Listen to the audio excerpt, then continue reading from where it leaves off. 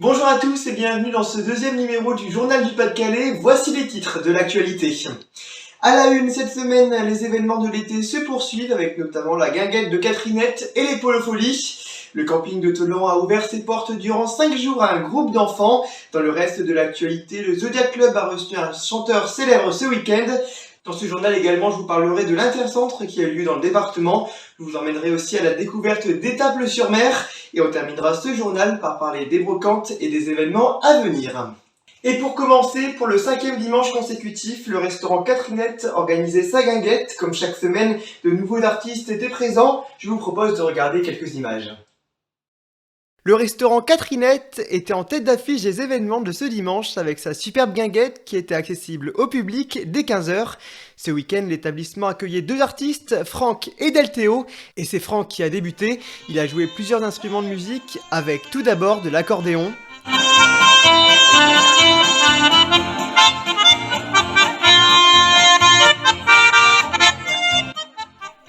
puis du piano,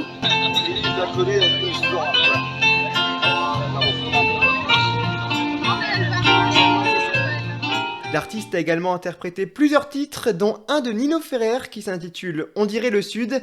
Il s'agit d'une chanson qui est sortie en 1975. On dirait le Sud, tant dire longtemps, et la vie sûrement, plus d'un million d'années. L'après-midi festive s'est poursuivi ensuite par un mix.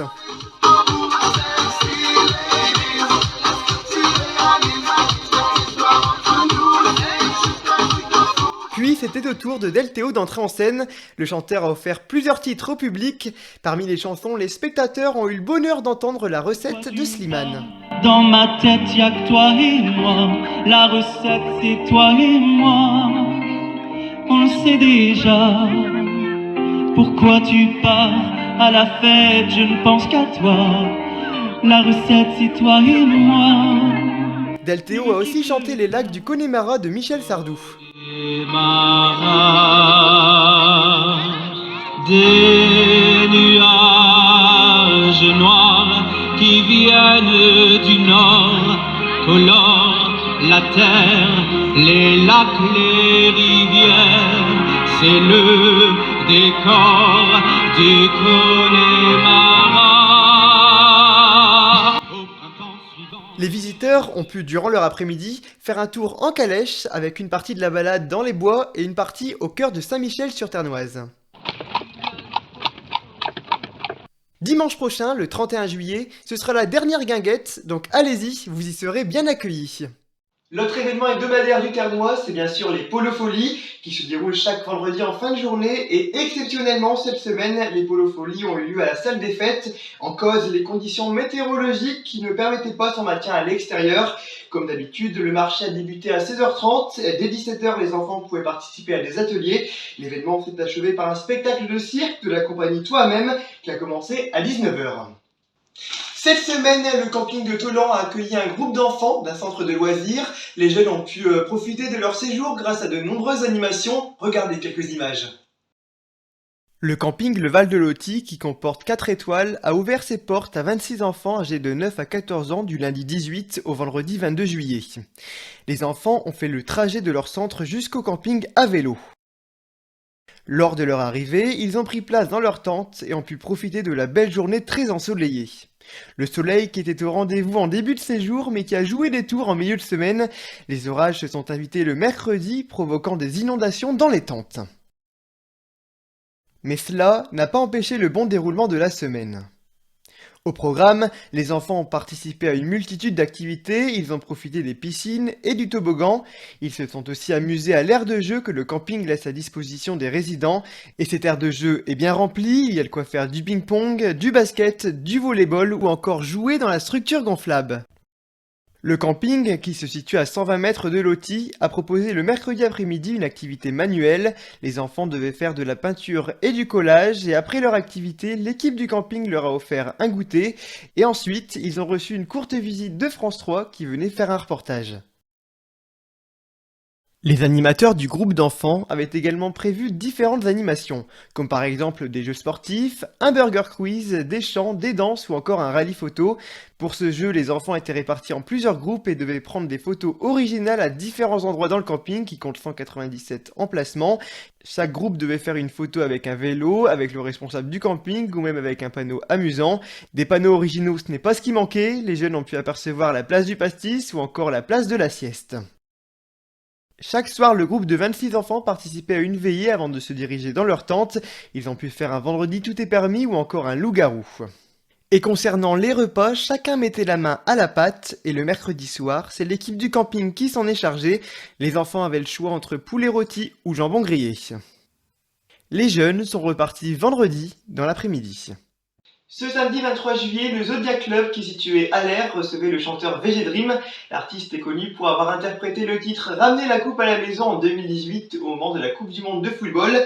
Les portes de la discothèque se sont ouvertes à 22 h. Les spectateurs ont pu admirer un showcase. Une séance de photos et de dédicaces a également eu lieu. La prochaine soirée aura lieu vendredi et le thème sera Ange ou démon. En fin de semaine, après plusieurs années d'absence, la communauté de communes des 7 vallées a proposé 2 journées festives pour les jeunes de différents centres de loisirs. La première journée qui s'est passée jeudi a réuni 471 enfants. L'événement s'est tenu à Campagne-les-Adins au stade. Le lendemain, c'était au tour des adolescents de participer à cet intercentre. Sur ces 2 journées, les jeunes ont pu faire plusieurs activités. Les festivités se sont organisées en partenariat avec les différents centres de loisirs du territoire. Nous passons maintenant à la partie découverte. Aujourd'hui, je vous emmène à Étaples-sur-Mer pour vous faire découvrir les lieux touristiques de la ville et son histoire. Regardez. Étaples, que l'on peut aussi appeler Étaples-sur-Mer, est une ville qui comporte environ 11 000 habitants. Depuis 2014, c'est Philippe Fay qui appartient au parti Horizon LREM qui est le maire de la ville. Étaples est positionnée sur la côte d'Opale et est bornée par la Canche. La ville est particulièrement connue pour son port de pêche et de plaisance. Cette commune a acquis la dénomination station classée de tourisme. Cette qualification est attribuée par décret et pour une durée de 12 ans. Cette dénomination est un grade plus élevé que l'appellation commune touristique.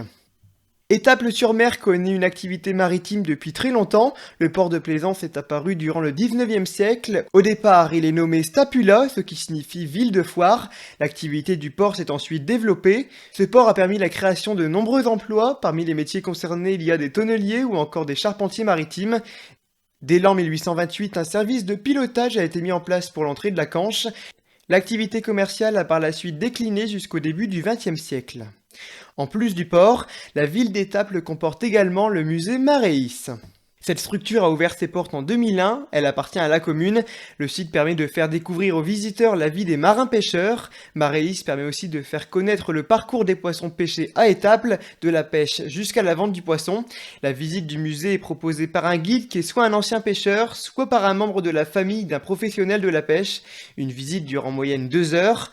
Maréis possède 12 aquariums avec au total 500 animaux marins provenant de la baie de Canche, de la Manche et de la mer du Nord. Chaque année, Maréis accueille au total 45 000 visiteurs et le département s'est aussi implanté dans la ville en 2012 avec la maison du port départemental d'Étaples. Cet édifice qui est situé au cœur du port a été construit sur la plus ancienne maison du port.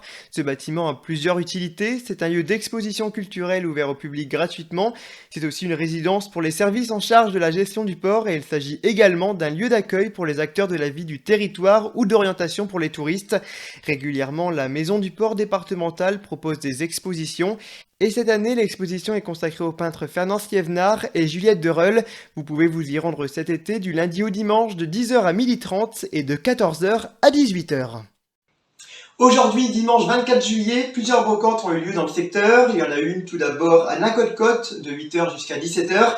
Elle était organisée par la Société de chasse et par Famille Rurale. Les visiteurs pouvaient se restaurer sur place. Une autre brocante s'est tenue à Boubert-sur-Canche au sein du camping Le Petit Saint-Jean. Les exposants non professionnels pouvaient bénéficier d'un emplacement gratuitement. Cette brocante s'est déroulée de 8 h jusqu'à 13 h. Le club des jeunes de Villers-l'Hôpital organise 2 événements au mois d'août. Le dimanche 14 à 14 h se déroulera la première édition des Jeux Villerrois. Pour vous inscrire, il faut constituer une équipe de 5 personnes, avoir 15 ans minimum et surtout de ne pas avoir de contre-indication médicale. Les inscriptions ont commencé, elles prendront fin le 4 août et le soir du 14 août, les associations Le Club des jeunes de Villers et Villers Animation Loisirs proposeront un concert dès 19 h dans la cour de l'école. Un food truck sera présent pour se restaurer. L'entrée à cette festivité sera gratuite. Terre de Wacom organise son Festi Donjon au Donjon de Bourg le samedi 27 août prochain. Il s'agira de la seconde édition de l'événement. L'entrée sera gratuite et le festival ouvrira ses portes dès 18 h. Vous pouvez retrouver toutes les informations concernant cet événement sur la page Facebook de Terre de Wacom. Voilà pour l'actu de cette semaine. N'hésitez pas à m'envoyer des vidéos lorsque vous vous rendez dans des événements dans le Pas-de-Calais. On se retrouve très vite. À bientôt les amis. Au revoir les copains.